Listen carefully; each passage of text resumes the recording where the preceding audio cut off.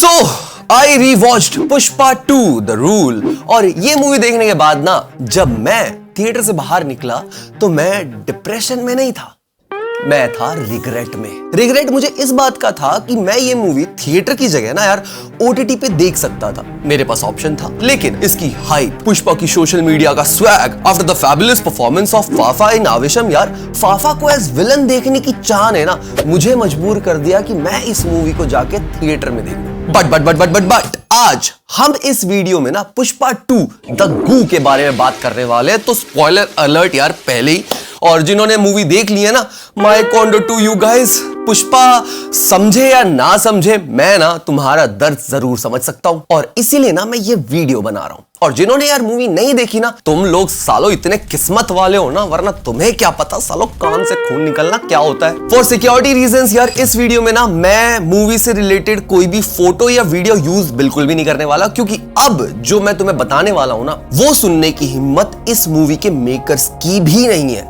Even south audience जो पुष्पा को defend करने शायद कमेंट्स में भी आ जाएगी ना, वो तक नहीं सुन पाएगी ये सब कुछ। ऐसी कमियां मैं आज इस मूवी की तुम्हें बताने वाला हूं। तो ब्राइटनेस कर लो हाफ और वॉल्यूम कर लो फुल, क्योंकि आज बदलेगा पुष्पा 2 का रूल। क्या राइमिंग मारी यार मैंने। So presenting you all the roast of Pushpa 2 the goo. तो वीडियो शुरू होने से पहले YBP फिल्मी को सब्सक्राइब जरूर कर लेना अगर तुम चैनल पे नए हो तो। बाकी यार पुराने हो तो तुम्हें पता है मैं क्या करने वाला हूं। टाड़ा! पुष्पराज वह झुकेगा नहीं। पुष्पा 2 की कहानी बता के यार मैं तुम्हारा ना दिमाग का भरोसा बिल्कुल भी नहीं हिलाऊंगा, क्योंकि मूवी में ना कोई एक कहानी नहीं है। जहां पुष्पा द राइज में स्टोरी ये थी कि यार जो फ्लावर पुष्पा है ना, वो चंदन की लकड़ी का इलीगल बिजनेस करके ना सिंडिकेट वालों के साथ मिलकर स्मगलिंग करने लग गया था, और उसे रोकने आते हैं अपने यार फाफा, और उनके बीच की राइवलरी जब शुरू हो जाती है ना, तभी मूवी की कहानी खत्म हो जाती है। मतलब पार्ट 1 यार। अब इस साल जब पुष्पा 2 की अनाउंसमेंट हुई ना, तो यार मुझे लगा कि मूवी की कहानी अब आगे बढ़ेगी और फाफा और पुष्पा के बीच की जो राइवलरी है ना, उसको देख के मजा ही आने वाला है। आफ्टर ऑल यार एक फुल फ्लेश्ड मूवी का पार्ट 1 बनाया था डायरेक्टर सुकुमार ने फाफा को एज विलन एस्टैब्लिश करने के लिए।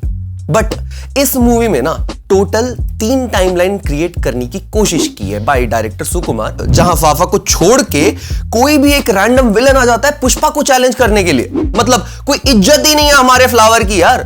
Full insulting.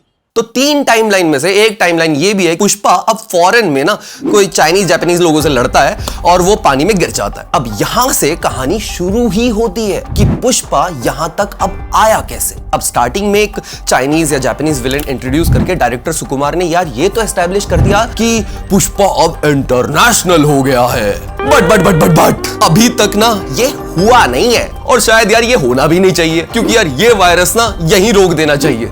क्यों?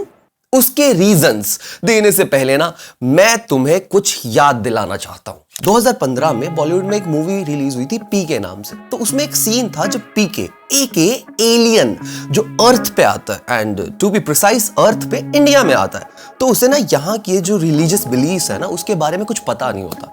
तो एक सीन में ना वो एक एक्टर से टकराता है जो शिव जी के भेष में होता है। तो पीके बीइंग एन एलियन यार वो सोचता है कि ये तो भगवान शिव जी हैं, तो वो उनके पीछे भागता है अपने डाउट्स क्लियर करने के लिए। अब इस चीज से ऑफेंड होकर ना हिंदू एक्टिविस्ट ने ऑफेंस ले लिया था और पीके मूवी के अगेंस्ट प्रोटेस्ट करना शुरू कर दिया था कि मूवी में ना हिंदू रिलीजन को ना डेरोगेटरी वे में दिखाया गया। यही नहीं, all India Muslim personal law board ने भी मस्जिद वाले सीन के लिए सेंसर बोर्ड से अपील की थी कि मूवी के ना कुछ सीन्स को यार हटा दो, क्योंकि उनके ना रिलीजियस बिलीव्स के साथ खिलवाड़ हो रहा है।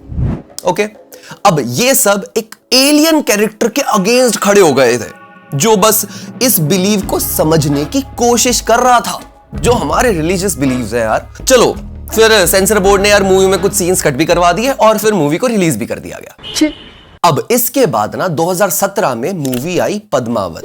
जब वो रिलीज होने वाली थी ना, तब राजपूत्स ने मूवी के नाम को ही लेकर प्रोटेस्ट करना शुरू कर दिया था, जो कि पहले पद्मावती होने वाला था। और तो और मूवी की जो लीड एक्ट्रेस थी ना दीपिका पादुकोण, उनके अगेंस्ट प्रोटेस्ट इतना बढ़ गया था कि दीपिका पादुकोण की नाक काटने के लिए 1 लाख रुपए की बाउंटी तक देने का ऐलान कर दिया था इन लोगों ने। इसके अलावा एक और one of the best Indian series secret games जब रिलीज हुई थी ना, उसके अगेंस्ट भी इतना प्रोटेस्ट किया गया, जहां 6 का ये कहना था कि यार मूवी में ना गलत डायलॉग्स का इस्तेमाल किया गया है, जिससे 6 के सेंटिमेंट्स हर्ट हो चुके हैं, क्योंकि सीरीज में ना कुछ हिस्टोरिकल इवेंट्स को ना गलत तरीके से दिखाया गया है। अब यही नहीं, 2021 में तांडव सीरीज के रिलीज होने पर ना ऐसा तांडव हुआ था कि Amazon प्राइम को वो सीरीज अपने प्लेटफॉर्म से हटाने तक की नौबत आ गई थी, जिसके बाद आज तक OTT प्लेटफॉर्म्स की फटी पड़ी रहती है किसी भी रिलीजियस चीज पे कंटेंट बनाने में। अब इन सब के पीछे के रीजंस तो यार बहुत कुछ हो सकते हैं, बट इन सब में ना एक चीज कॉमन थी,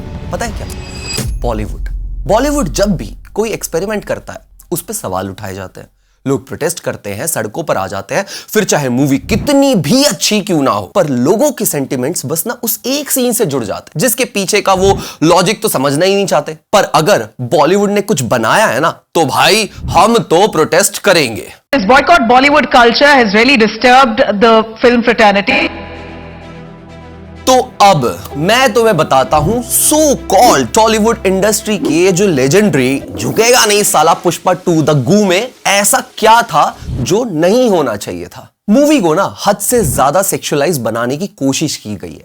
लोग थिएटर में यार अपनी फैमिली के साथ मूवी देखने आते हैं, बट मूवी के मेकर्स को इससे कोई भी फर्क नहीं पड़ता। मूवी में पुष्पा और श्रीवल्ली का गाना फीलिंग्स हद से ज्यादा क्रिंज था और ओवर सेक्सुअलाइज्ड भी था। एक सीन बताता हूं तुम्हें। पुष्पा सिंडिकेट के साथ होने वाली सबसे बड़ी चंदन की डील की ना प्लानिंग कर रहा होता है अपनी टीम के साथ बैठ के, लेकिन श्रीवल्ली की फीलिंग्स हो जाती है तभी के तभी टर्न ऑन। तो पुष्पा को अब किचन में जाके श्रीवल्ली के तवे पे अपनी रोटी सेकनी पड़ेगी। पुष्पा को स्टेट के सीएम के साथ मीटिंग करने जाना है, लेकिन श्रीवल्ली की फीलिंग्स फिर से टर्न ऑन हो गई। तो अब पुष्पा की मीटिंग सीएम के साथ गई, क्योंकि श्रीवल्ली की वोटिंग लाइंस जो खुल गई हैं, और अब पुष्पा को वोट भी डालना पड़ेगा। अभी तो क्रिंज बताना शुरू किया है मैंने, अब आगे सुनो पुष्पा का लेवल कितना गिर चुका है ये बताता हूं मैं तुम्हें।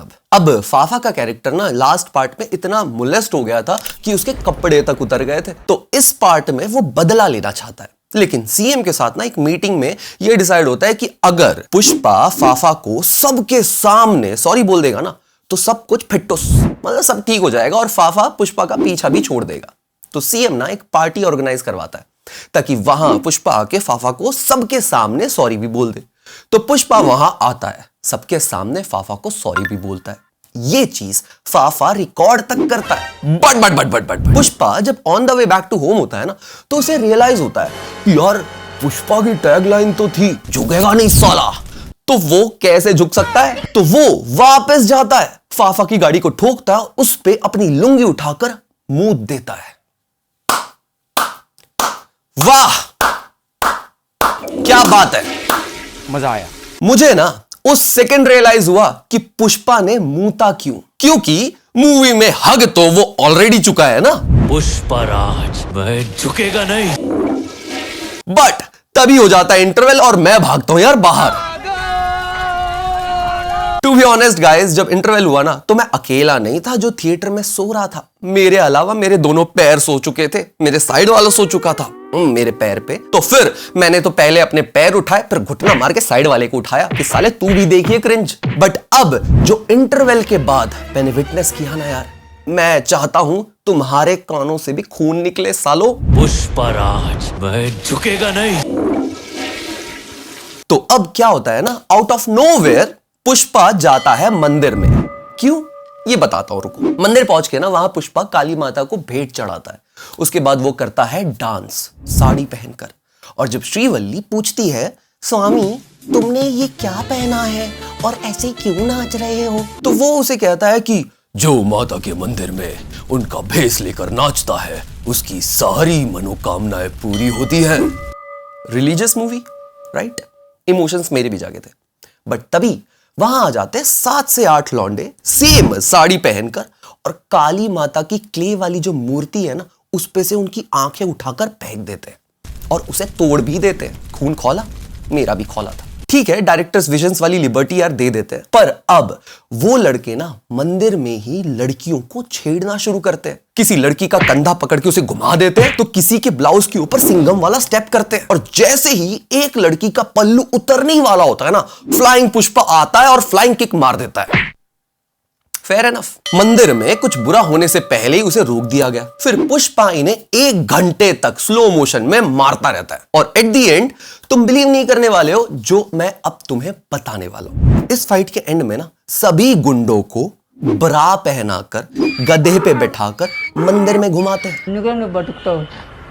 मैंने एक रिसेंटली ना इंस्टा पे एक वीडियो देखी थी, उसमें ना एक लड़का ब्रा पहनकर मार्केट में बस डांस कर रहा था, लेकिन लोगों ने ना उसका कुत्ता बना दिया था। इन लोगों ने पहले तो यह दिखाया कि मंदिर में लड़की छेड़ी जा रही है बाई गुंडाज, फिर उन्हीं गुंडों को ब्रा पहनाकर उनका जुलूस निकाल रहे हैं यार उसी मंदिर में। अबे तुम लोग जिसकी इज्जत के लिए लड़ रहे थे उन्हीं का मजाक बना रहे हो। ये लोग चाहते ना तो बिना कपड़ों के मुंह काला करके उन गुंडों का जुलूस निकाल सकते थे। बट डायरेक्टर्स विजन देख रहे हो तुम। अगर कोई लड़की की इज्जत लूटेगा तो लड़की के ही कपड़े पहनाकर उनकी इज्जत खराब करेंगे। Bros, logic is not logicking guys. और औरत की इज्जत बचाने के लिए उसी की इज्जत उछाल दी। ये सब क्या देखना पड़ रहा है? जिस इंस्टा रील के बारे में मैंने तुम्हें बताया ना यार, उसमें ना क्राउड ने लड़के को इसलिए नहीं मारा था कि वो आधा नंगा मार्केट में खड़े होकर रील बना रहा था। क्राउड ने उसे इसलिए मारा था क्योंकि वो ना ब्रा पैंटी पहनकर सड़क पर रील बना रहा था, जो कि बहुत ज्यादा ऑकवर्ड सिचुएशन हो गई थी आसपास की औरतों के लिए। इनफैक्ट बहुत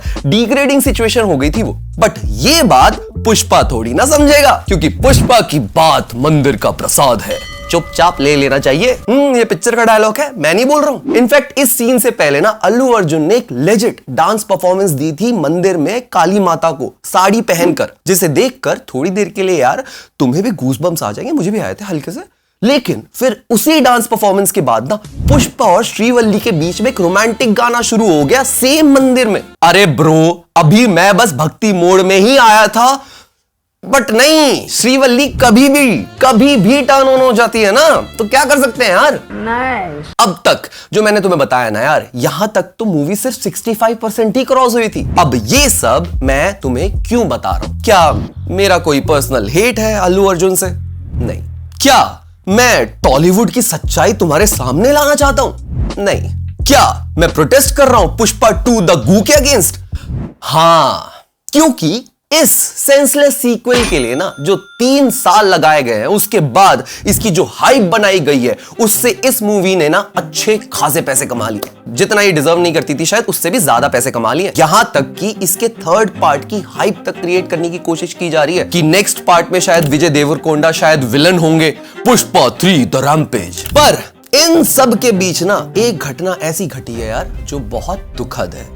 वो है एक 35 साल की औरत की मौत हो जाना। इस मूवी को हाइप किया गया बहुत ज्यादा, फुल्ली ब्लॉकबस्टर, उसका फायर नहीं वाइल्ड फायर। उसकी वजह से ना हजारों की तादाद में लोग इस मूवी के प्री रिलीज इवेंट पे भी गए थे, क्योंकि ये बताया जा रहा था कि यार ये मूवी ना बहुत बैंगर होने वाली है, कुछ तो अलग ही होने वाला है इस मूवी में। टीजर में तो ये तक दिखा दिया था कि अल्लू अर्जुन ना काली माता का रूप लेने वाले हैं, जिसकी वजह से मूवी के रिलीज से पहले जो इवेंट हुआ था ना, जहां अल्लू अर्जुन आ गए थे, वहां पे बहुत ज्यादा तादाद में आदमी तो छोड़ो औरतें तक पहुंच गई थी, बच्चे आ गए थे उनके साथ ये देखने के लिए। और इस इवेंट में हुई भगदड़ और एक औरत की मौत हो गई। तो मेरा सवाल यह है कि क्या Pushpa 2 the rule is worth the hype कि एक औरत ने अपनी जान गंवा दी? क्या पुष्पा 2 द रूल इतनी ग्रैंड मूवी है जिसकी वजह से एक बच्चे ने अपनी मां को खो दिया? क्या पुष्पा 2 द गू इतना प्रेज डिजर्व करती है कि इसकी तारीफों की तालियों की गड़गड़ाहट में एक औरत की सांसें दब गई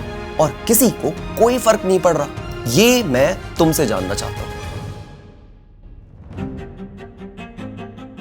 अब मेरा ये वीडियो बनाने का ये रीजन नहीं है कि यार मेरा कोई पर्सनल हेट है अल्लू अर्जुन से। इनफैक्ट उनकी परफॉर्मेंसेस मुझे बाकी फिल्मों में बहुत ज्यादा पसंद भी आई हैं। इवन पार्ट 1 भी मुझे बहुत एंटरटेनिंग लगी थी, क्योंकि मैंने ना उस फिल्म को एज एन एंटरटेनमेंट मीडियम ही देखा था। पर मेरी प्रॉब्लम इसलिए आई है क्योंकि इस फिल्म के लिए ना मेरी उम्मीद इसकी हाइप की तरह थी, बहुत हाई। इस मूवी को बनाने में काफी साल लग गए, लेकिन हमने वेट किया।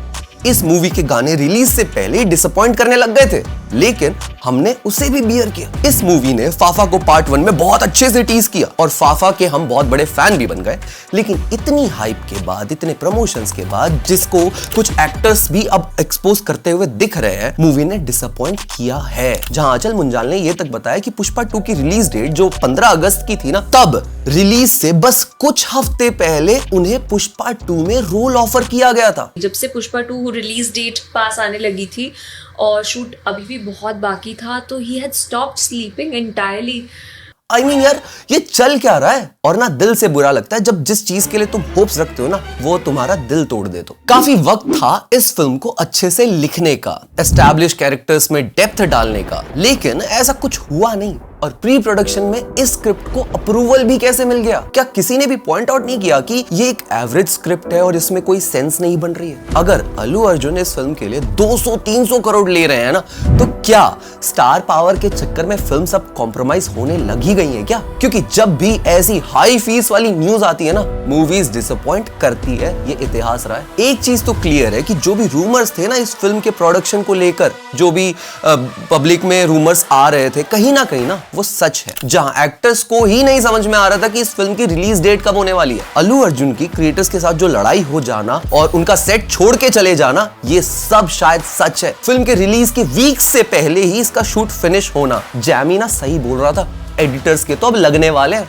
क्योंकि अभी रिलीज से पहले तक भी मूवी की एडिटिंग फिनिश नहीं हुई, which shows कि टू मच chaos फिल्म को ना बर्बाद कर देता है। और रश्ड रिलीज और मिसमैनेजमेंट के चक्कर में क्या होता है ना, ये तो हमने देख ही लिया। इतिहास गवा रहा है, जब लास्ट मोमेंट पे चेंजेस होते हैं ना, तो मूवी बर्बाद ही हो जाती है, जिसका सबसे बड़ा एग्जाम्पल है पूरा का पूरा DC सिनेमैटिक यूनिवर्स। कभी कभी फिल्म्स की क्वालिटी मैटर नहीं करती है, अगर वो फिल्म एंटरटेन कर पा रही है तो, तुम्हें वो सिनेमैटिक एक्सपीरियंस अगर दे पा रही है तो। क्योंकि मासी फिल्म्स आखिरकार मोस्टली यार थिएटर्स के लिए तो बनती हैं, लेकिन पुष्पा 2 उस लेवल की है ही नहीं। KGF भी ना गैंगस्टर जॉनरा की फिल्म थी, एनिमल भी सेम है, दोनों में प्रॉब्लमैटिक चीजें भी हैं, पे डिबेट भी किया जा सकता है, लेकिन इन फिल्म्स में ना एक चीज कॉमन है कि ये सिनेमैटिक एक्सपीरियंस दे के लोगों को एंटरटेन कर पाई। लोग जब थिएटर से बाहर निकले थे ना, तो वो कुछ अलग एक्सपीरियंस लेके निकले थे। वहीं पुष्पा 2 के साथ ऐसा कुछ भी नहीं हो पाया। थिएटर से निकल के लोग डिप्रेशन में नहीं थे, रिग्रेट में थे। अब ये अगर बॉलीवुड फिल्म होती ना, तो लोग तो सोशल मीडिया पे क्रिएटर्स के कपड़े फाड़ रहे होते। लेकिन एंड में ना बस मैं यही कहूंगा कि इस मूवी का जो झूठी हाइप क्रिएट हुई ना, जिसकी वजह से ने अपनी जान गंवा दी, उनके 9 साल के बच्चे को काफी इंजरीज तक हुई, ये सब इस मूवी की झूठी हाइप की वजह से हुआ। और क्या वो वर्थ इट था? क्योंकि झूठ एक शुरुआत है, जो खत्म होती है ना, तो बर्बादी होती है।